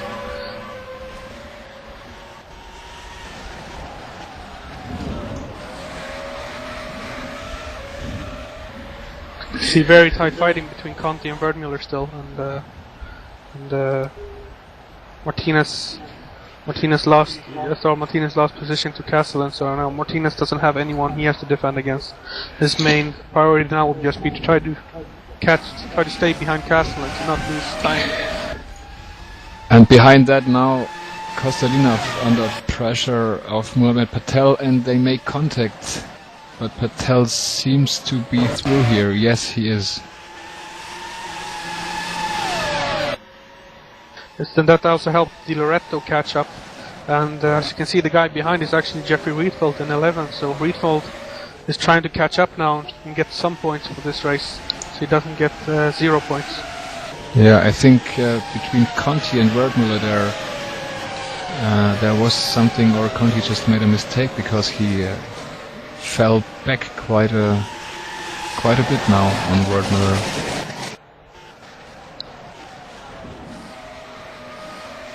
Definitely did, and Martinez cannot hang up with Castellans. As you can see, Castellans is pulling away from Martinez now. So, and I think we soon should take a look at Roald again, as he is really closing into Keithley.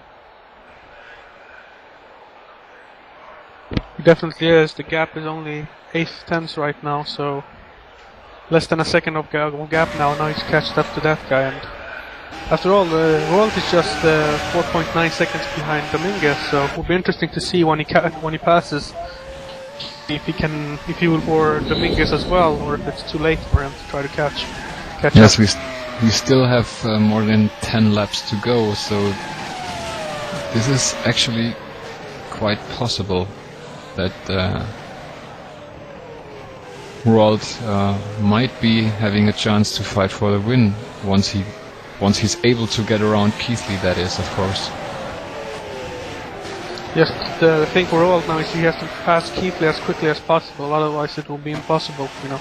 He has to do it in the next few laps, otherwise he will lose too much time behind Keithley and too many laps, so it will be, after all, if there's only 3 laps left and he's 4 seconds behind, it's going to be pretty much impossible, so he's going to have to pass him as soon as possible. Yes, that's right. So I think up at front there is too much action to risk any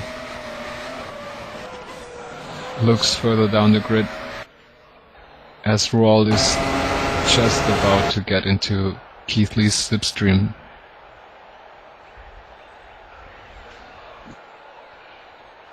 He definitely is, and Keithley just now he has to start defending his position, and looks like the one-stop strategy was a pretty good strategy, considering that Keithley was down in P8 and now fight for positions for podium spots here. And obviously Castellans will slowly start to catch up as well, but definitely looks good for Jack Keithley right now. Yes, and the very surprising thing for me though is that the way Roald is closing into Keithley seems to be so much faster than Castellans behind him, and also Dominguez don't seem to be able to pull away as fast as Roald is closing in, so it's really outstanding pace here. Yes, and Marco Conti managed to take Wertmüller out of turn 4 a bit earlier, so he kind of missed that a little bit, but now Marco Conti has P6 and now he will try to catch Martinez. Martinez is 8 seconds in front, so he has a lot of time to be able to try to catch up to get Martinez as well. Yes. And now Roald is again think he's gonna catch a slipstream again on the main straight now. Definitely is. He's going on the inside here. He looks faster too. Roald looks like he can get P2 here. And he makes it. Does he make it stick? Yes, he does. And P2 for Roald. Will Keithley have a go back? No, it doesn't look like Keithley has the pace to try to keep up with Roald anymore. And it's quite shocking how easy and clean this was done. It looked quite easy now. So now definitely interesting if Roald is able to close the gap to Dominguez. Yes, it's 5.4 seconds now, so let's see in a few laps and be less than 5.4 or not. And maybe Martinez Dominguez now realized that he has to push because Roald will not give up this position easily. Yes, and as we were just talking now, Martinez had a big problem here. He was almost spinning, but he was able to keep the car on track, so that helped Conti to get a chance in closing and passing Martinez, but not quite yet. As well as Castellan's slowly starting to catch up with Jack Keithley. We're still in P3, so it's still a very good position for Jack. And I don't think that Conti will have a chance catching up to Jack, so P3 or P4 for Jack Keithley will look very well for him. Yes, that's right. And Patel and Di Loreto seem to having a fight there. If I'm right, Loreto seems to be on much fresher tires. Is that right? I think they're on a similar strategy, but I think 2 laps or something like that fresher than Patel, so very close. Obviously Patel has lost a lot of time, and we know that Patel has had some contact earlier in this race, so maybe he has an injury or something, and that's why he can't keep up with the other guys. Patel was in P4 after the first 2 laps for a very long time.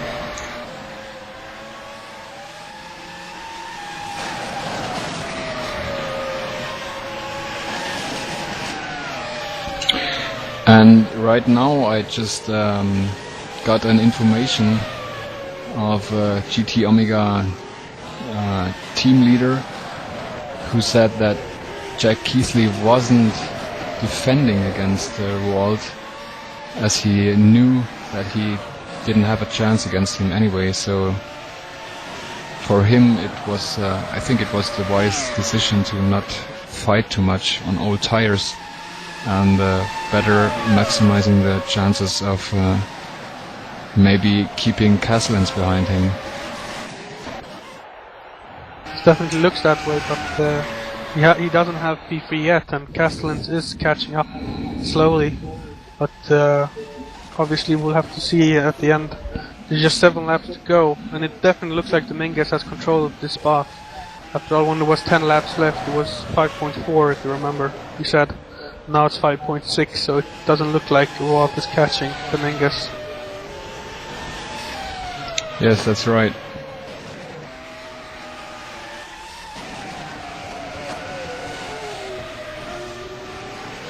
And Di Loreto is still fighting with Patel for 8th place. And Jeffrey Rietveld actually passed Costadino, so Jeffrey Rietveld is 10th now, so very good by him to have a couple of points from this race, finishing in 10th place, but he's obviously maybe even going for 9th or 8th with Patel and Di Loreto fighting in front. Yes, it's going to be interesting to see if he will be able to catch up with them too, as he is on newer tires than both of them, I'm quite sure. Yes, also it'll be interesting to see post-race if there's going to be any complaints about touching and stuff. We know that some people lost their front wings. We don't really know why, so it'll be interesting to see if there will be any complaints or if everyone is satisfied with the race. One person I know is satisfied right now has to be David Dominguez in P1 5.5 in front of Roald. And Di Loreto seems to get a slipstream of Muhammad Patel right now. really defensive line of Patel.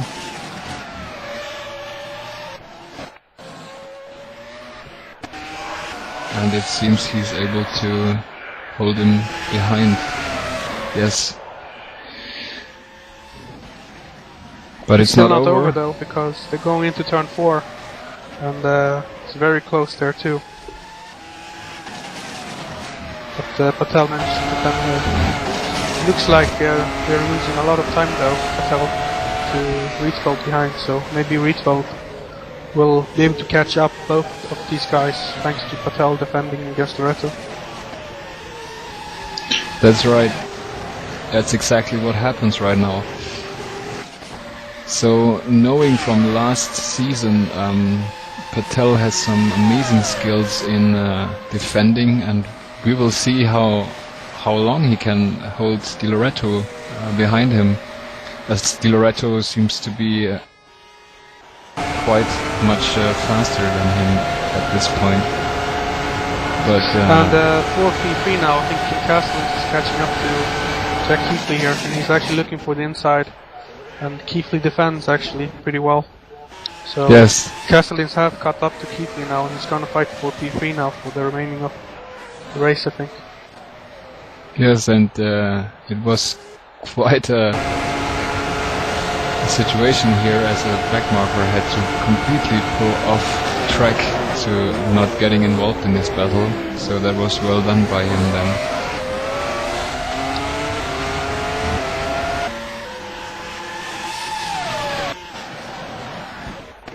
Yes, and I think that's the most important fight right now. It's for P3 between Castellans and Jack Keithley, I can see. So then I think you were looking at the gap between Dominguez and Wald, and if you are looking at it now, can you tell us if there has changed anything crucial there? The gap between Dominguez... Oh, Castellan spun when trying to overtake Jack Keithley, and he's on the gravel and he's coming back, but he lost a spot to Martinez, so Castellan spun. Yes, and Martinez saying thank you for that one. And also Conti got very close to Castellans again. The question is Castellans going to be able to catch Martinez again, or does Martinez have enough pace to stay in front? Obviously the gap is a bit bigger now. It's 3.5 seconds, so it's a pretty big gap for him to try to catch up now. The gap between Dominguez and Roald, by the way, is still 5.4 seconds. So even though Dominguez lost maybe 1 or 2 tenths the last lap, it's still 5.4. So. And it's very much playing in the hands of Jack Keithley, who now is quite comfortable in third position. Yes, since Martinez I don't think Martinez will be able to catch up, since Martinez is on the similar strategy as Keithley and 6 seconds behind, so it's quite a lot. And Dominguez actually spun, and Roald is now pretty close behind. I think it's less than 1 second behind Roald now. That's really going to be breathtaking now in the last few laps here. And that would be just sensational if Roald was really able to drive on taking the win, probably, or maybe, from 14th start position, and he's so close right now. It's very close, just the 6 tenths after the start-finish straight, so he definitely has contact here, and it will be interesting to see here. Obviously Dominguez should have a bit better tires, and Dominguez pitted very, very late. But that could be very well gone now since he spun, and he could have injured something even on of that. And we don't know how much engine Dominguez has left in his car. Maybe he has to go defensively here. So, as I was asking you before, to take a look at the gap between Dominguez and... now Roald made a mistake out of turn 9. So the the gap increased a little more. So it will be interesting to see how big the gap is after the start-finish straight again, because we don't know how much time he lost there. It's 2.8 seconds now after the second sector, so it's almost 3 seconds. So it almost became even again after they both made a mistake here at the finishing stages.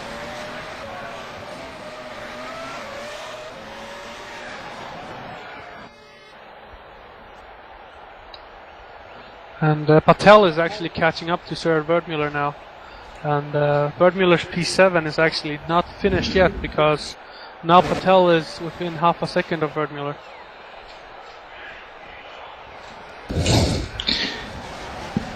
Yes, and Patel seems to close very fast on him.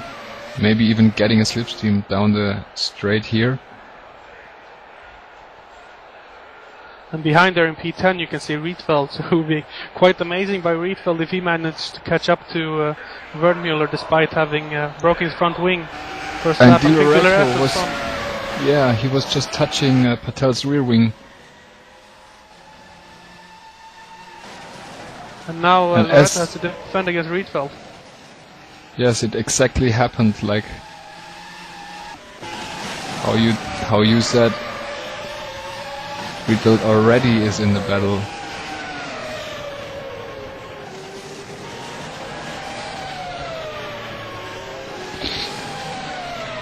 And Kassenins doesn't look to be able to catch up to Martinez, so that fight is pretty much over now.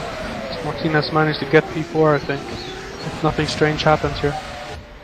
And now the most important fight is between Wertmüller and Patel, defending, Wertmüller trying to defend P7 here. That's right, and he's under heavy pressure now.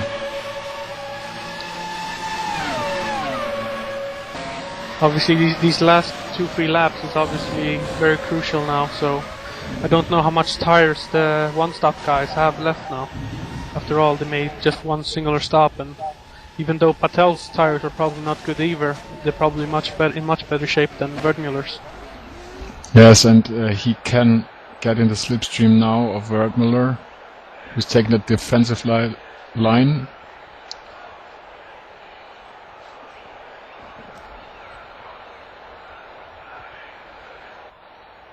Yes, and Patel, I think it looked like he's going out for turn 4 instead. He got a very good run there for out of turn 4 instead. Try to get him there. And it looks like Patel might do it. No, he doesn't. But Wertmüller went wide, and Patel got the position. Very good fighting between those two, and Patel got the position back. Yes, that was very clean and good racing by him then. Yes, and now he overtook them, as well as Rietveld managing to overtake Di Lorenzo at almost the same time. So now Rietveld's next guy is actually Wertmüller. So despite losing his front wing, he's already caught his teammate in this race. Yes, that's quite outstanding here. Will be even more shocking. And Dominguez finished in first place now, I think, with Roald in second, and Keithley managed third, Martinez in fourth, Sergio Kasselins in fifth, Marco Conti is heading for sixth place right now. Looks like he's gonna get it, yeah. Marco Conti in sixth. Patel in seventh place after overtaking Wertmüller on the final lap, that means.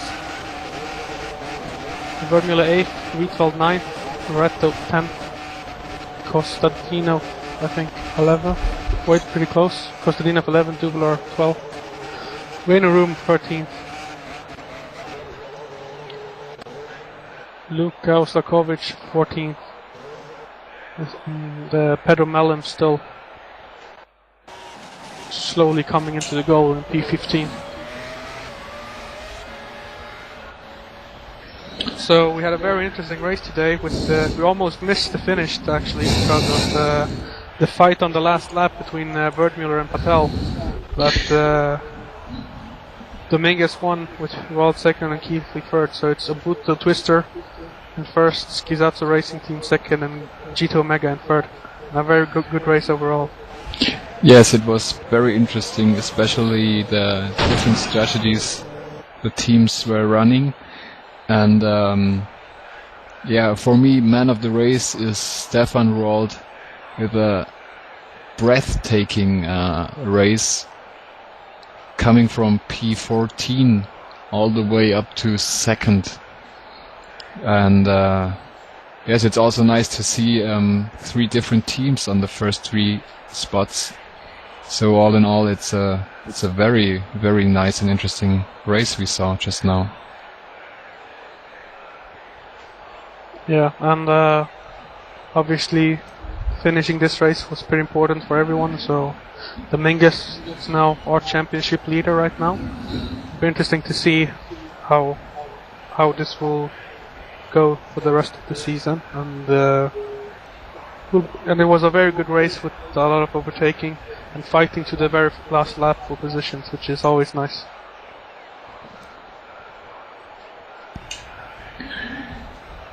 Yes, it seems like even though we were reporting a lot of battles, we also missed a lot of battles, as it was just a lot of action at the same time going around there. So I think it was a very good first race of the FSR 2011 season. Yes, I definitely think so too, and I think most people will be satisfied with this race. To be honest, obviously the people who didn't finish might be mad. You know, people like Knitz, etc., who were looking to be in a good position, but retired early. Obviously, they didn't like it very much, but very good race overall. Yes, that's right, and it was actually. We were talking a lot about tires actually in the race, so I think that wasn't quite the case last year. So do you think it's good we have that element here in 2011 that tires does also play a bigger role in the races? Yeah, I definitely think so, and as we saw here, completely different strategies by Twister and by Precision. It looks like actually the one-stop strategy seems to be a bit better, because most of the one-stoppers actually gained positions at the end compared to their qualifying, so looks pretty well. And but obviously with exceptions like Roald, who started in 14th and just with a 2-stopper managed to come up into second place, so very difficult to say which strategy was better here, to be honest.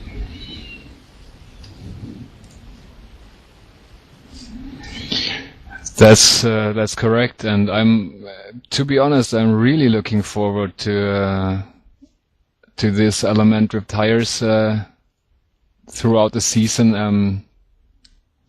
It's really interesting, I have to say, and I think for all teams this race was quite much also. They gained a lot of information and knowledge now from this race, and I think on the World Championship race tomorrow we will see some tighter racing, maybe even, although it's almost not possible. Yes, and let's not forget about the World Trophy race tomorrow at 2 p.m. GMT, I think. So it will also be interesting to see the results of that race. Obviously, it's a bit shorter, I think, but will definitely be some tight racing there too.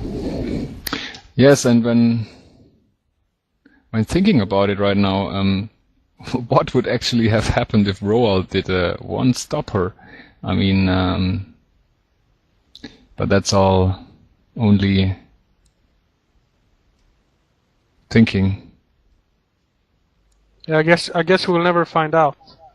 And I'm Dan Rasmussen, together here with Andreas Uminger, and like to thank you for your time here today, and wish you very best, everyone, and hope we'll see you tomorrow. Yeah, thank you and goodbye.